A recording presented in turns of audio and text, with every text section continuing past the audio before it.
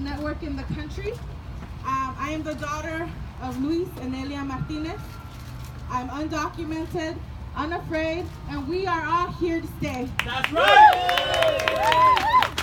We are here with over 200,000 petitions from citizens from all across the country to say loud and clear that Congress needs to defund the deportation force right now. Yes. Yes. Right now, there are 15,000 children held in border detention camps.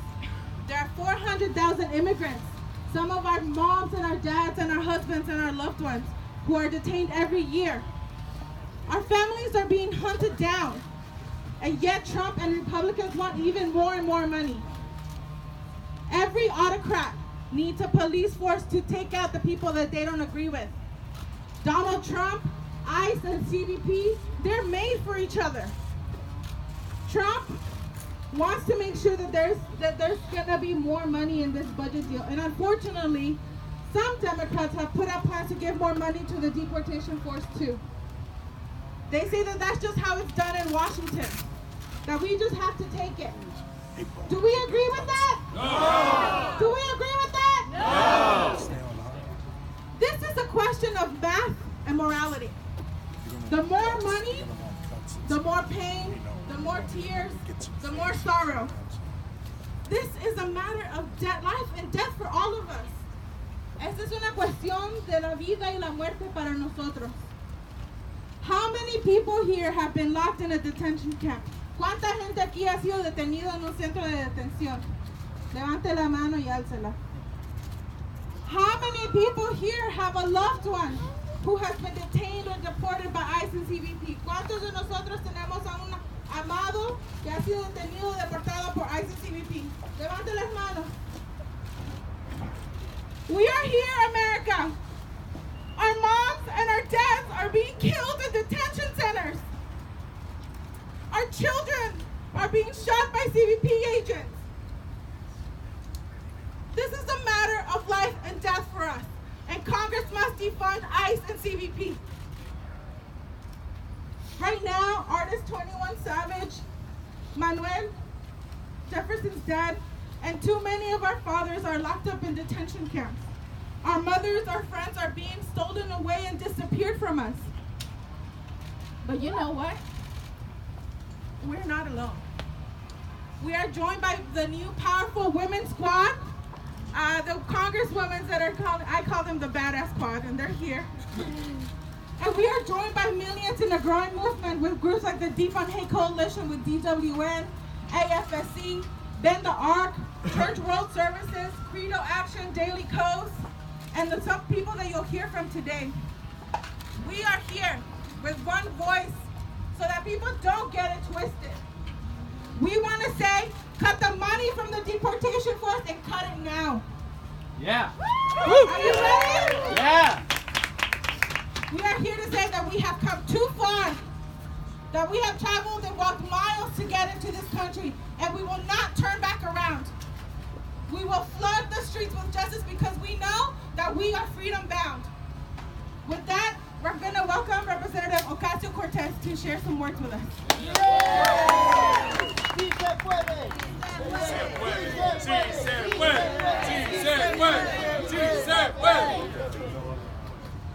Bienvenidos a todos, buenos días a todos. Gracias por venir, gracias por todo su trabajo a tener este momento, a llevar este momento. Thank you everyone for being here in this moment, for making this presence, making your presence known here, for making this happen. You know, this is one of the most urgent moral issues and crises that we have in America right now. This is not a political issue. Children dying in detention centers should not be a partisan concern. It should be a universal concern for every American in the United States. You know, earlier this week, we were here and we were hearing inside that Capitol State of the Union. The president said something.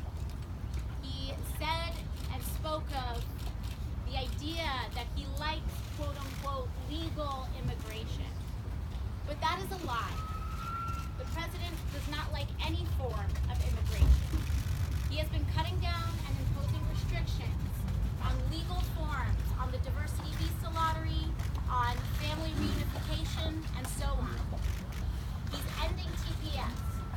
He's ending DACA protections for dreamers. And in doing so, he is taking away the documented status of thousands, if not hundreds of thousands, of Americans. In doing so, he is criminalizing a population of people in the United States. And now he is asking for $5 billion to continue to militarize and weaponize a force that has zero accountability, whose director and whose secretary has no idea when she goes in front of a hearing how many children are dying in her own care, under her own watch, and they have the audacity to ask for more money to fund that?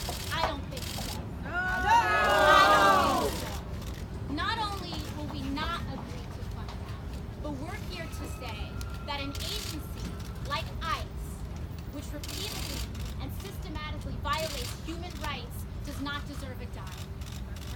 They do not deserve a dime. Until they can prove that they are honoring human rights, until they can make a good faith effort to expand and embrace immigrants, the immigrants in this nation that have always been a part and have always been a core element of American democracy. Until they can prove good faith to an American ideal, they do not deserve any resources for their radical agenda. We have to have respect for children, respect for families, respect for human rights, and respect for the right of human mobility. Because it is a right. That's right. It is a right. That's right. Because we are standing on native land, and Latino people are descendants of native people, and we cannot be told and criminalized simply for our identity or our status.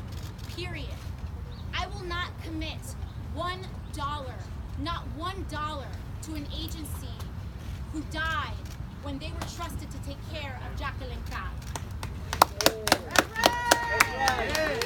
I will not give $1 to a secretary who does not care about her life and does not care to investigate a child's death.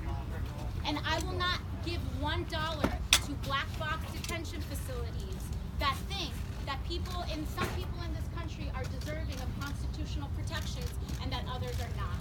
We are a nation in a land of laws. Not just people, some people are subject to laws and others are not.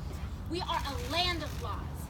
And when we are a land of laws, what that means is that every person that steps foot on this soil deserves the consideration of due process.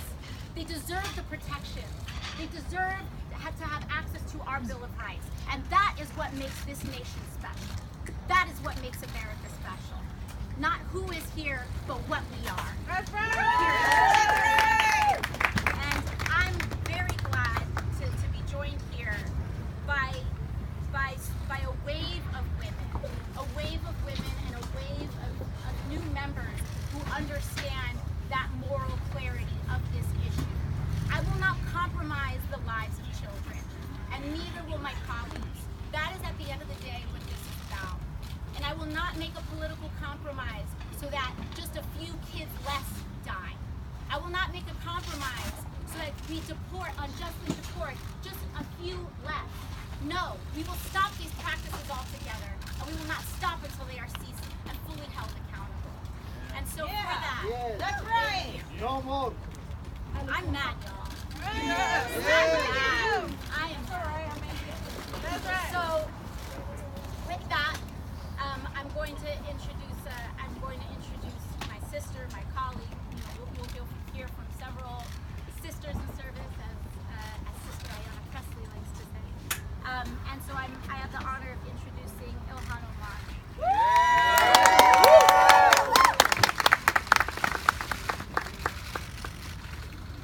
I can feel that. I can feel it. I can feel your anger, your passion. The rage. I can feel. And that's what we need to do.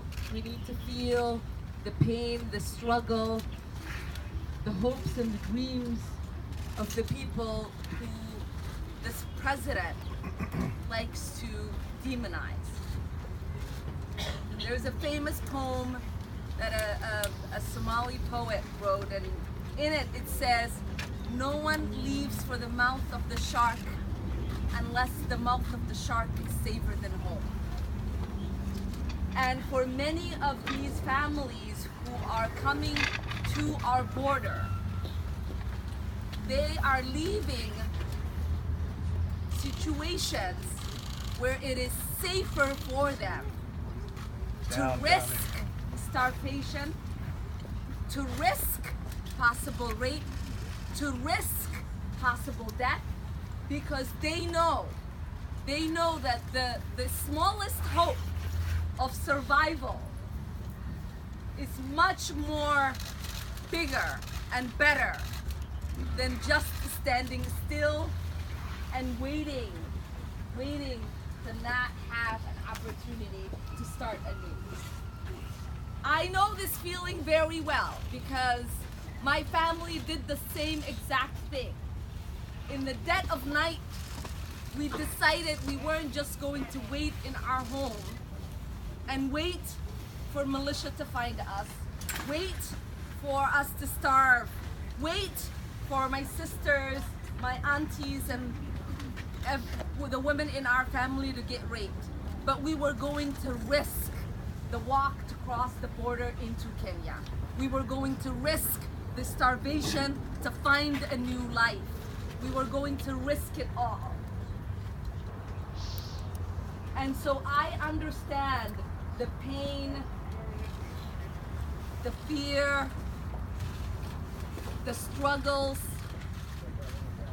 I cry every time I see a little girl standing in the desert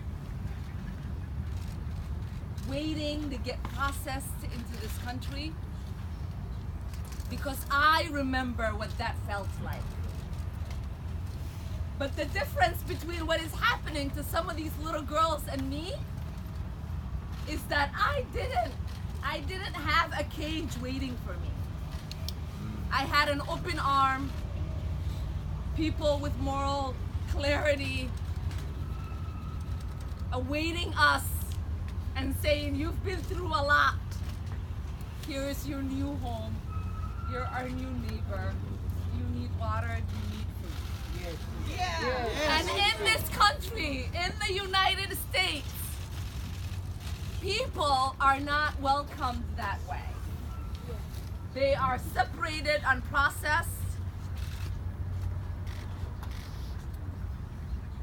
They are detained and tortured.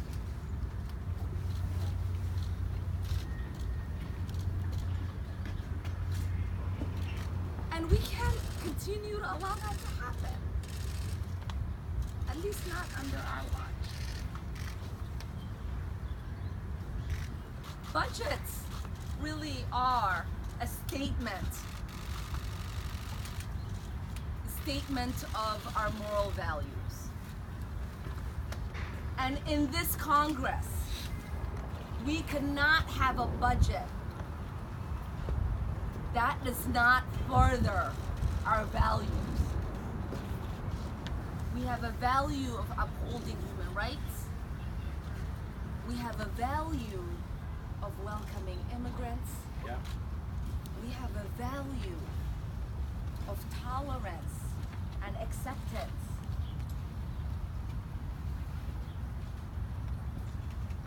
And we can't lose it today to a president and administration that is morally corrupt. This administration and this president are truly morally corrupt. Yes. They don't see people, they see dollars, they see campaigns, they see cheers, they see rallies. We see humans because most of us have been the invisible in our communities. We know what it means to jump out of policies and to recognize the faces behind them. And so that is what we are committed to doing here. This is going to be the Congress that sees beyond the policy. That sees the faces of the people. My sister Alexandria Alexandria is correct. Because when she says this president does not care for legal immigration, for him it is just a talking point. It's a dog whistle. It is something for him to say that allows for him to continue his detrimental policies that will morally bankrupt us. Because we know that he has a Muslim bag. We know that he is not interested in having families reunify legally. He's canceling the temporary statuses of thousands of Americans who have built a life here for 18, 20, 30 years, who no longer have a home outside of our borders.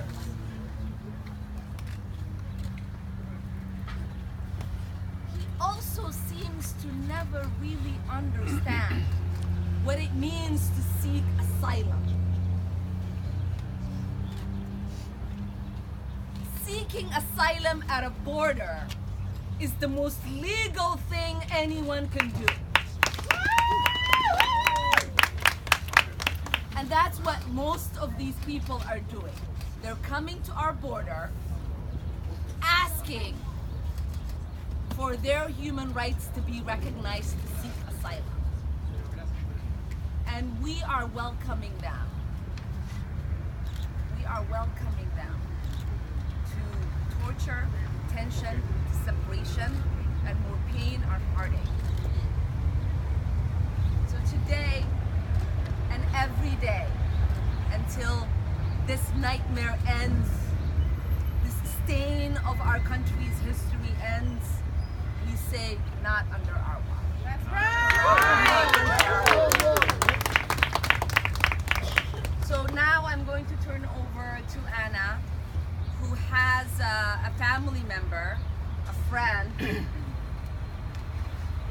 who's gone through this process, because it is necessary for us to continue to say the names, to see the faces, to center the people who are truly going through this struggle, who for them it's not just a headline, but a daily lived experience.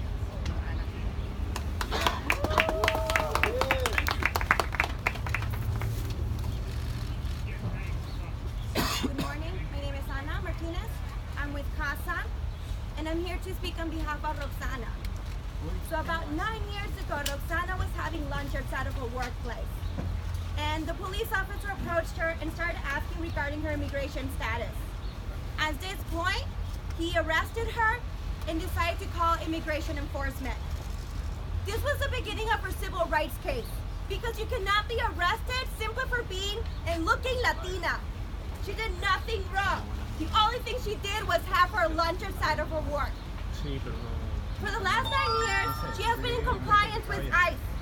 She's been going into ICE check-ins and doing everything she was supposed to do. But she won her civil rights case about a few months back. And when she went to her ICE check-in on January, they decided to detain her. Not because she did anything wrong, simply because they could. She was released this Monday, but her battle with ICE continues. She wanted to be here today, but she's still healing physically and emotionally from her experience inside ICE. She did not receive the proper medical attention, and she's still recovering. Roxana is a wonderful woman that when you meet her, she's filled with so much joy, and she's so friendly, and she just wants to hug you. But hearing her experience of what was going on in the ICE detention was heartbreaking. From the days that she went without sleep, to the food that was making her sick, to just feeling physically ill. Last night when I talked to her, she said, "I still have nightmares from my experience being detained. I still hear the chains of my arms and legs being chained up and the doors locking behind me. But the most painful part was being away from her children." President Trump claims he knows our community, but we do not fulfill his stereotype. I ask you to close your ears to reality. But we are the immigrant community.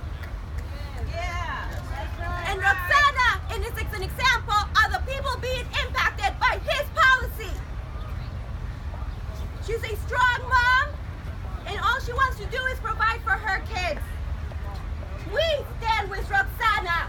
Roxana. And once she regains her strength, she will be standing with us. We ask Congress to have a heart, to think about the families that are being impacted at the border, and the families are being separated inside our country. This has to end. So I'm just going to ask one more thing from our group. Todos somos Roxana! Todos somos Roxana! We are all Roxana! We are all Roxana! Thank you. Thank you.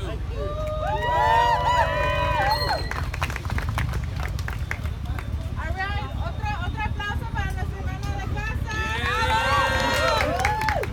También vamos a dar gracias. We want to thank, because we are not alone, we want to thank our partners at Indivisible. We're our partners at Indivisible. At CPD. At Detention Watch Network. And Make the Road New Jersey. And Who's the Furnace from Move On. And we want to thank the people whose families are at stake right now. Las familias que han venido aquí a decir sus historias. Háganle una bulla. Es un honor darle la bienvenida a la congresista Rashida. Ella es una amiga. She's a friend. She's a fighter. We're so happy and honored that she can join us today. So, Congresswoman, make it cheer! Isn't she wonderful? Yes. I've known her, God, she still seems young to me always. But I know you've grown, and your courage really inspires so many of us. Even as a member of Congress, you fuel so much of the work that we need to do. And so thank you so much for being at the forefront. I really appreciate it. You know, today I want to uplift, as I'm talking about, I want to uplift Jacqueline. I want to uplift Roxana, who is a trans woman who was seeking asylum in the United States, both of which were killed, literally died in detention centers in our own country. As we talk about immigration, we went from talking about an American dream to a nightmare, to dividing families, separating children, putting them in cages, to deaths, to so much inhumane conditions in our detention centers that I hear about every single day. Even as a former immigration attorney, I would hear about. Not access to medical care, all of the things that I think are so important. I grew up in probably one of the most diverse communities in Detroit, in Southwest Detroit, 20 different ethnicities. You know, after 2003, things changed. When ICE came, it was literally, it wasn't anything going on at the border. They were going through our neighborhoods, patrolling, actually having checkpoints at certain main streets, asking people for IDs, people running around our park, getting held up and saying, let me see your green card. ICE completely transformed my neighborhood that I grew up in into some sort of military zone. It hasn't made us safer. It actually put us more in jeopardy, more people afraid to speak up, more people afraid to reach out to people like myself and others for help. It actually has hurt us more. I don't know about you, as a Muslim in America, as a child of immigrants, I don't want to wait for an apology. Because that's what's going to come, because they're going to realize what they did was wrong. It was human rights violations. I'm tired of it. Just like our black Americans in this country are still waiting. That's right. And so I'm really tired of us sitting back and saying, well, we got to get the information. Guess what? We already know people died. That should be enough for us to act and to say that no more money towards an institution that is demonizing and criminalizing our immigrant neighbors. That's right. That's right. We don't want a system that basically has taken away the core values of the American dream. And I talk about this because when I came into this, you know, when I came with my mother in her womb, I remember my mother coming here and just, you know, imagining the opportunities for her daughter. Never could I imagine her having to go through what Jacqueline's mother is going through today.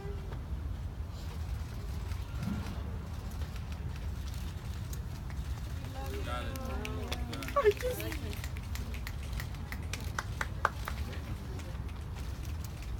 And so not on our watch was, as mothers, we will not allow children to die while we are in power here. We will not vote for any more DHS funding that hurts our children, hurts our immigrant neighbors. And I'll tell you, I'm emotional about this because right before I got up here, somebody from United We Dream told me about Manuel, who's 41, about my age, who has 2 children, Jefferson and Bryant, who's been in detention for a year away from his family. Why? Because he wants to live here. Because he wants the same opportunities that anybody else would want. He's not a criminal. He shouldn't be treated that way. We have an immigration process that has been broken for 3 decades. Instead of trying to campaign on walls and things that are not going to bring this country together, we should be campaigning on how to fix our immigration system that brings people together. I want you to know what you do today. Don't think it doesn't matter, it will. Because you know what? I'm telling you, as an organizer who's been talking about Medicare for all, talking about all this stuff, now you have people in Congress that ran on that issue. And so don't think when we run on abolishing ICE or running on defunding ICE that criminalizes our immigrant neighbors, criminalizes any person of color, to be honest. I have seen it over and over again that ICE stops people in my community. They literally take parents in front of schools in my community, and I've seen it firsthand as a state representative, and now as a congresswoman, I hear it from my residents. And so I want Manuel to know, as he's sitting in the detention center, that he should be proud because today his son is here to speak for him. And Jefferson, you tell your father there are incredible women in Congress now that understand what it means to be a parent, that understands what it means when every single day he's away from you. And so just know we're going to have so much courage. Thank you for giving him a voice. Thank you for being here. And with that, I want to hear from this man, this young boy that probably right now, all he wants is his father to be back, a man that would never, ever, ever, ever hurt anybody and should not be treated as some sort of criminal. Thank you so much, Jefferson, for being here. Thank you so much for your courage.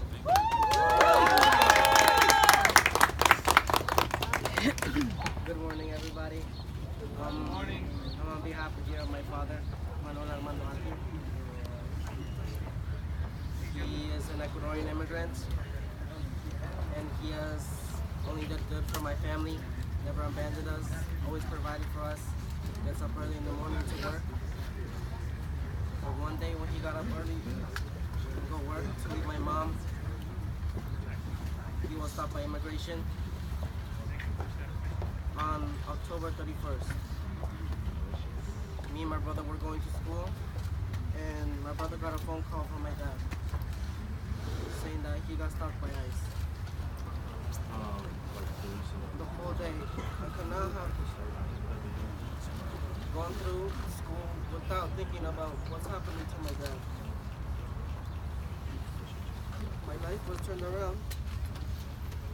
He's no longer by my side. I've been away from him for a year and 4 months. I've got to the point where I'm tired of just being without him.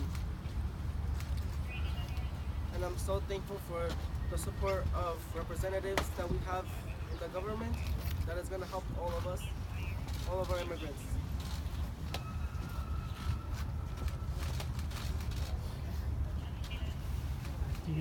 My dad is not a criminal. He is here to give me a better future. If he goes, my future goes. If he's being deported, my future is being deported. I only have here my mom and my brother. My mom now works 2 jobs, my brother works a job, and now I work. I try to focus in school, but to balance work and school is so hard, difficult, stressful.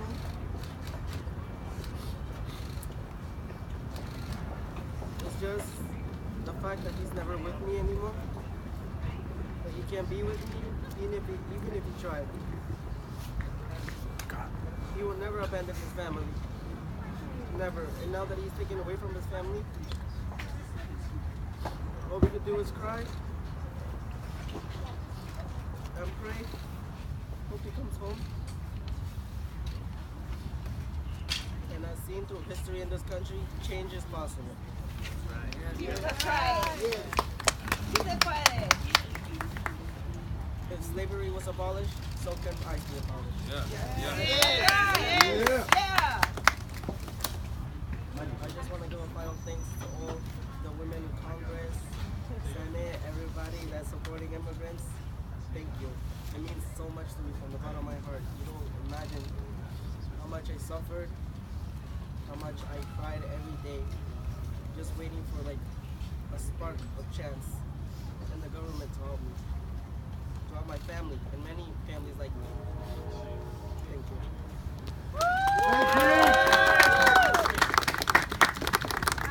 Now we're proud to welcome Representative Pressley, who has been a champion, has led a letter making very clear the position of her, the Badass Crew, and we're just so honored to have you here, Representative.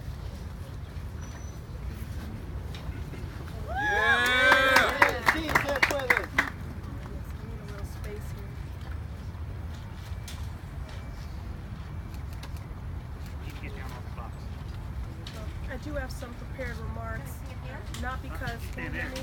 Yeah, we can hear you.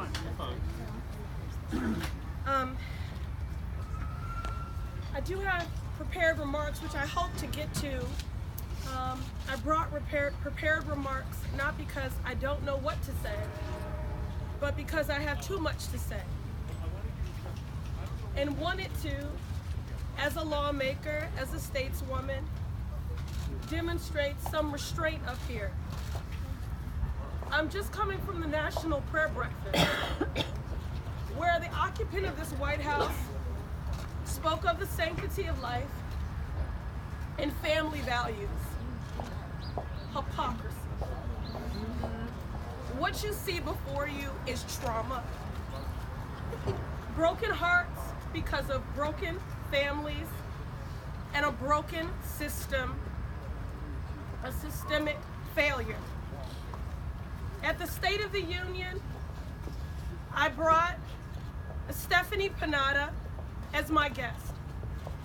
She is a junior at the University of Massachusetts, Boston in Dorchester, the Massachusetts 7th, which I represent. Her family is from El Salvador. Her father is an asylum seeker and her mother a TPS holder. She pleaded with me to not allow her life, her family, or her future to be used as a bargaining chip. And said, you might save the dreamers, but if you save me and abandon my family and my community, then I don't want that kind of freedom. That's right. And Stephanie is demonstrating greater courage, selflessness, and dare I say, even patriotism, and a true commitment to the sanctity of all lives and all families.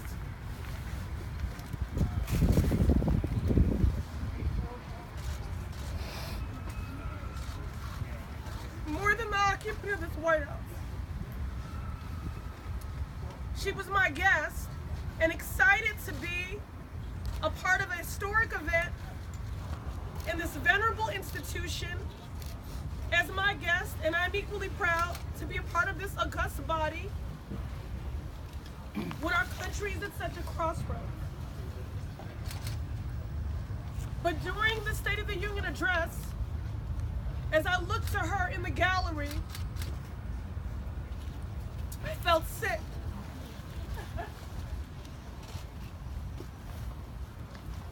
And embarrassed. And shame. And when I asked her at the end, after she had sat through and tolerated so much divisive rhetoric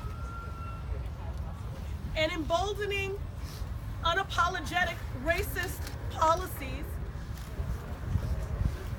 the lifting up of a monument of hate. And she said to me that she felt betrayed, that the president sees her family, she and her family, as monsters. And she said she felt dumb. Dumb because she had had a different expectation for the evening. This is not only about bargaining people's lives and futures, breaking hearts, breaking families, creating trauma. We're bargaining on people's hope. And that's really what our job is in this moment. This is about affirming the humanity and the dignity of people. That's right. And that should not be a radical notion.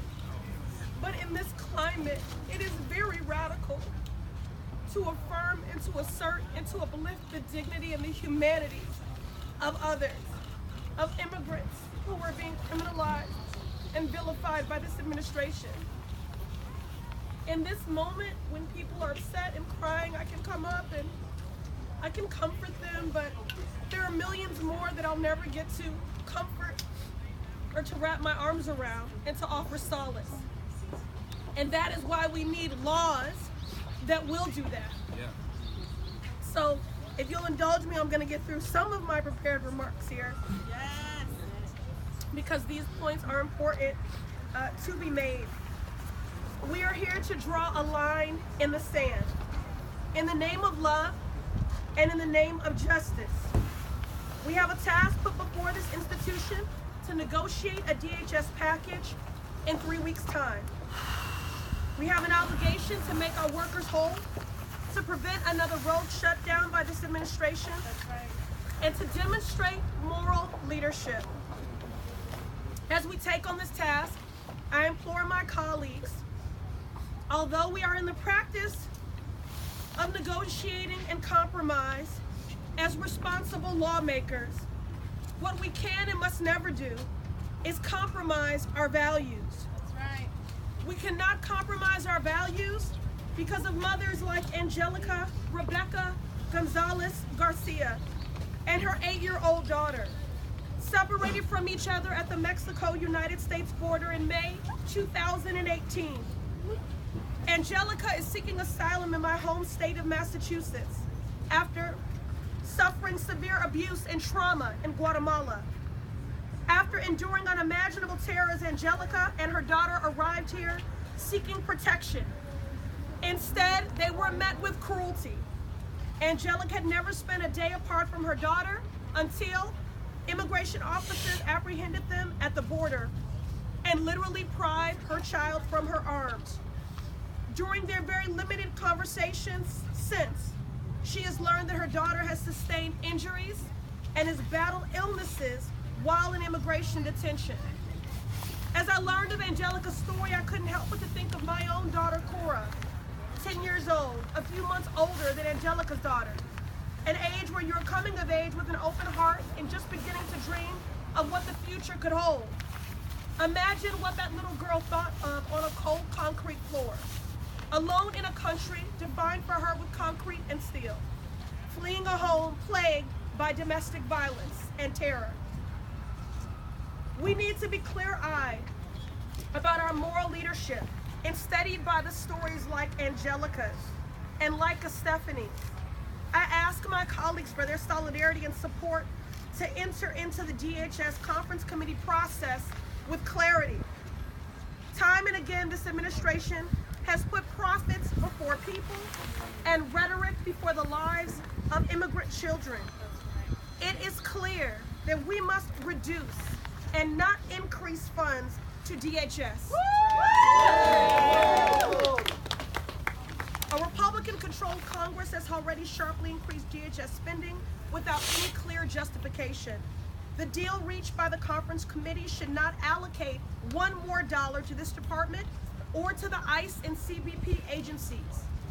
There are forums within these halls where we can and must rapidly rein in the inhumane behavior of these agencies.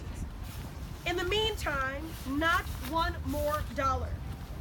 This administration continues to use DHS funding as a slush fund. We continue to hear through transfers or reprogramming of funds, this administration is increasing detention programs and investment in ineffective policies. This practice violates the very fidelity of our public resources. The conference committee should prohibit transfers and reprogramming authorities. We need stronger accountability. And as I close, DHS has a failed track record of missing congressional deadlines, including when recently required to report on deaths in custody. They have missed deadlines to list ICE detention facilities and to implement PREA-mandated protections against sexual assault in custody.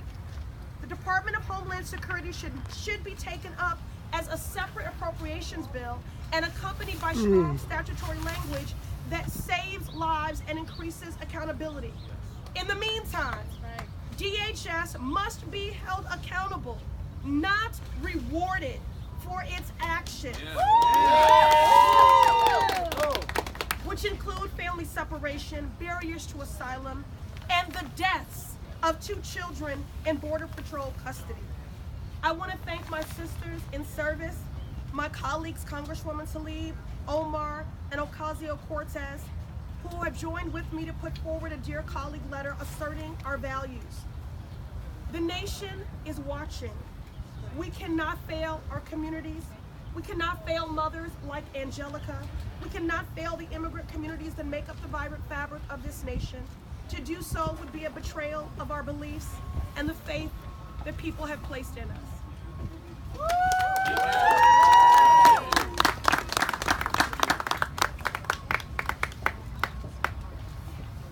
Thank you, Congresswoman Pressley. Up next, we have, we're so lucky to be able to have the most amazing partners in the entire world. And you'll hear from Leah Greenberg from Indivisible and Rana from MoveOn.org. So Leah, give a shout out to Leah. Hi everyone. It's so good to be here with you today. And I want to start by saying that we stand in solidarity with Roxana, with Manal, with Eduardo, with 21 Savage, with the 48,000 people who are currently in detention right now, with their families, their mothers, their fathers, their children, who are waiting desperately for more information about them. We are standing in solidarity with every immigrant family who's here to stay. A budget is a moral document, as Representative Omar said. And if we look at what the budget for DHS is right now, we are failing at that moral test.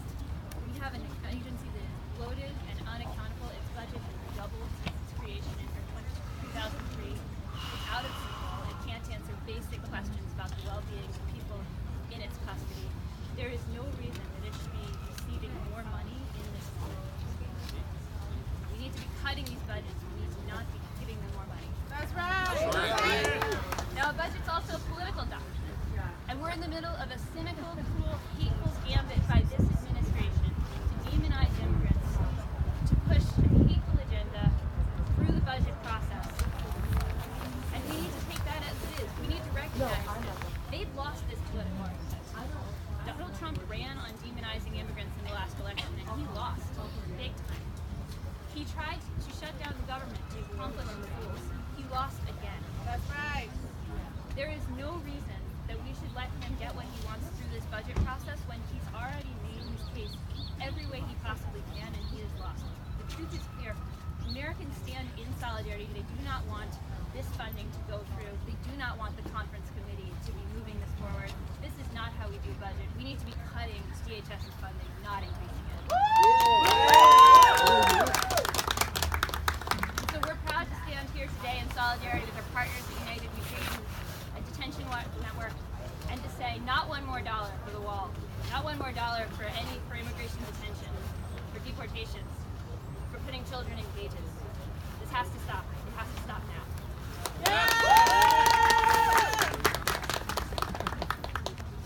Good morning. Good morning. My name's Rana Epting. I'm with MoveOn. I stand here in many respects this morning as an individual, as a daughter of an immigrant mother, and as someone who's been incredibly outraged over the way this administration has handled our immigration debate in this country.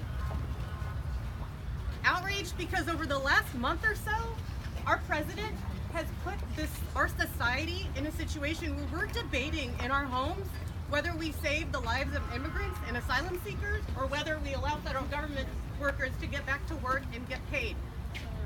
We shouldn't have to choose. That's right. What is this weird dynamic that he's set up? This is not America. This country is about us taking care of one another, about creating a place where we all can thrive, where people live with dignity and hope. I'm outraged because he has called into question the very legitimacy of immigrants, asylum seekers, daughters and sons of immigrants, the very legitimacy of us standing here in this land. But I'm also here representing millions of Move On members across this country. Some of them immigrants and asylum seekers themselves, and we continue to stand strong against what we see as the most hateful attacks on this community that we've ever known. As a Move On community, we have generated tens of thousands of calls to Congress. We've organized massive day of action against family separation. We've rallied for permanent protection for Dreamers and more, and we will continue to fight and stand strong.